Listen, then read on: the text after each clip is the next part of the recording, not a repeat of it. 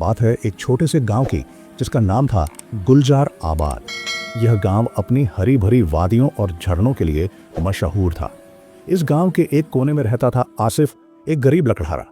आसिफ की जिंदगी सादी थी। वह लकड़हारा होने के साथ बहुत ही शरीफ था। वह हर सुबह जंगल में लकड़ियां काटना, शाम को बाजार में बेचना और रात को अपनी छोटी सी झोपड़ी में अपनी बीमार मां के पास वक्त गुजारना। लेकिन आसिफ का दिल, वह तो एक शहजादा था। उसके सपने बड़े थे और उसकी बातें इतनी प्यारी कि गांव के लोग उसे दिल का नवाब कहते।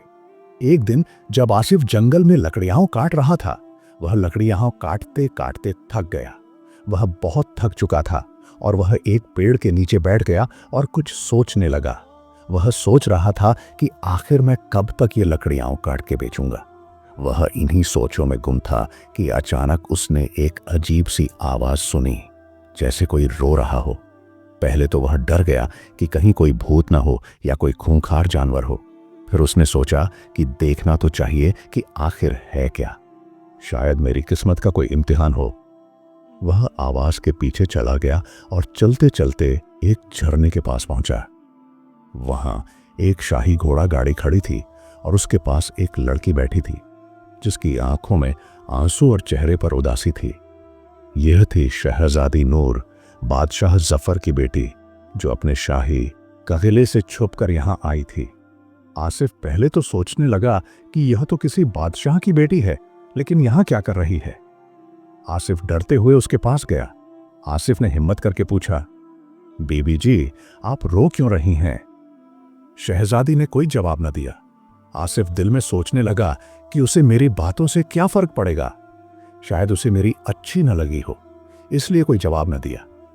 आसिफ ने वापस जाने का इरादा किया, लेकिन फिर उसने आखिरी बार सोचा कि जाने से पहले उससे एक बार फिर पूछ लूं, देखता हूं कि जवाब देती है या नहीं। उसने फिर डरते हुए और हिम्मत से पूछा, बीबी जी, आखिर तुम रो क्यों रही हो? मुझे तो बताओ, शायद मैं तुम्हारी कोई मदद कर सकूं। शहजादी नूर ने पहले तो गुस्से से देखा, लेकिन आसिफ के मासूम चेहरे और साफ दिल की बात ने उसका दिल पिघला दिया। उसने बताया कि उसकी शादी एक अमीर नवाब से तय हो चुकी है, लेकिन वह उससे मोहब्बत नहीं करती। उसकी मोहब्बत तो आजादी में थी, अपने सपनों में थी। शहजादी नूर को उसकी मासूमियत बहुत पसंद आई। उसने पूछा, तुम कौन हो? आसिफ ने अपनी सच्चाई से कोई बात झूठ नहीं बोली।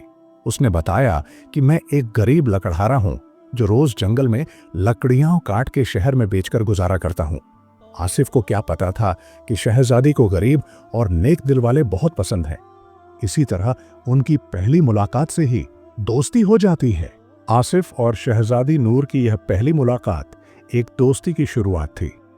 आसिफ हर रोज जंगल में उस झरने के पास जाता और नूर भी छुपकर वहां आती। दोनों बातें करते। आसिफ अपने गांव की सादी सी जिंदगी के किस्से सुनाता और नूर अपने किले की बंदिशों भरी जिंदगी की कहानियां। आसिफ की बातों में नूर को सुकून मिलता और नूर की मुस्कुराहट आसिफ के दिल को छू जाती। एक दिन नूर ने आसिफ से कहा, आसिफ, तुम इतने खुश कैसे रहते हो? तुम्हारे पास न किला है न दौलत, फिर भी तुम्हारे चेहरे पर हमेशा यह मुस्कुराहट क्यों? आसिफ ने जवाब दिया, शहजादी जी, दौलत दिल में होती है। मेरी माँ कहती हैं, अगर दिल साफ हो और सपने बद्धे तो जिंदगी खुद एक किस्सा बन जाती है। नूर के दिल में आसिफ के लिए कुछ अलग सा जज्बा जागने लगा। वह उसकी सादी सी बातों में एक गहरी बात देखती थी, लेकिन यह दोस्ती किसी के लिए आसान न थी। किले के सिपाहियों को शक होने लगा कि नूर कहाँ गायब होती है। एक दिन जब नूर जंगल में आसिफ से मिलने आई, एक सिपाही ने उन्हें देख लिया। यह खबर बादशाह जफर तक पहुंच गई। बादशाह जफर गुस्से में आग बबूला हो गए। एक गरीब लकड़हारा और मेरी शहजादी? उन्होंने सिपाहियों को हुक्म दिया कि आसिफ को पकड़ ढा लिया जाए। आसिफ को किले में बंदी बना लिया गया।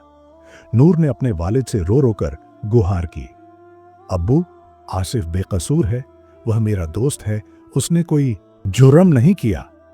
लेकिन बादशाह का गुस्सा ठंडा न हुआ। उन्होंने आसिफ को सजाए मौत का हुक्म सुना दिया। लेकिन यहां किस्सा एक नया मोड़ लेता है। आसिफ की मां, जो बीमार थी, को जब यह खबर मिली, उसने अपनी जान की बाजी लगा दी। वह किले तक पहुंची और बादशाह के सामने गिद्ध गिद्धाई। दोस्तों, यह पार्ट 1 है। अगर आपको यह पार्ट पसंद आया है तो पार्ट 2 देखने के लिए कमेंट में पार्ट 2 लिखें और मेरे चैनल किस्सा नगार को जरूर सब्सक्राइब करें। धन्यवाद।